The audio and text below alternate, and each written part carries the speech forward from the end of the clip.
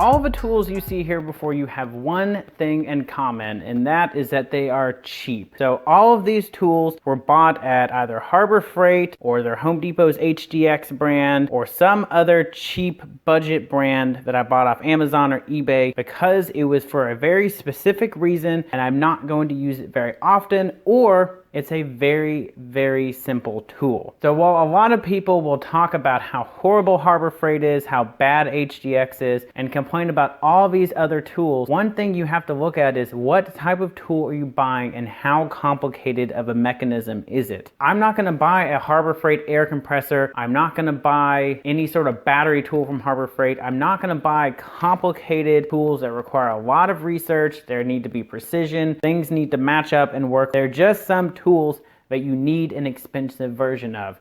You can't buy a cheap torque wrench and expect it to give you consistent, accurate readings. But there are a lot of tools out there that are really simple that it's almost impossible to mess them up, or you're using them so infrequently that it's just not worth the money for a complicated tool for one job. Like I mentioned in the wired tool video, I bought the hammer drill from Walmart because I knew I was using it for one job. I only wanted to spend 20 bucks on it, and if it worked and broke after that job, I didn't care. However, all of these tools were bought cheap and have worked flawlessly. Hog ring pliers. It's a very simple mechanism. It's a spring-loaded plier that all you have to do is be able to squeeze. Very cheap, very simple, worked perfectly fine.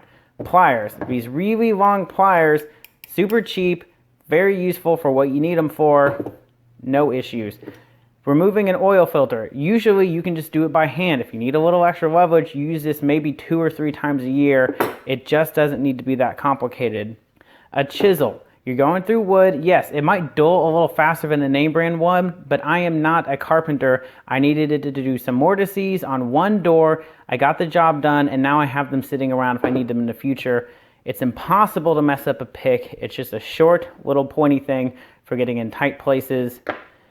Now these wire strippers are a little bit more complicated, but even then they were still a lot cheaper than all of the other ones out there, and they work perfectly. I've used them many, many times, and they make wiring jobs go by super fast when all I have to do is that and the wire is stripped instead of working with an old style. So there is a time and a place for a cheap tool. Impact guns, impact sockets, torque wrenches, anything with a battery, all of these complicated intricate tools, some of them you just shouldn't waste your time there. But there are some simple things that you can get at a cheap price and they're gonna work perfectly fine. You also have to think about what type of person are you? Are you using your tools every day, all day for a living?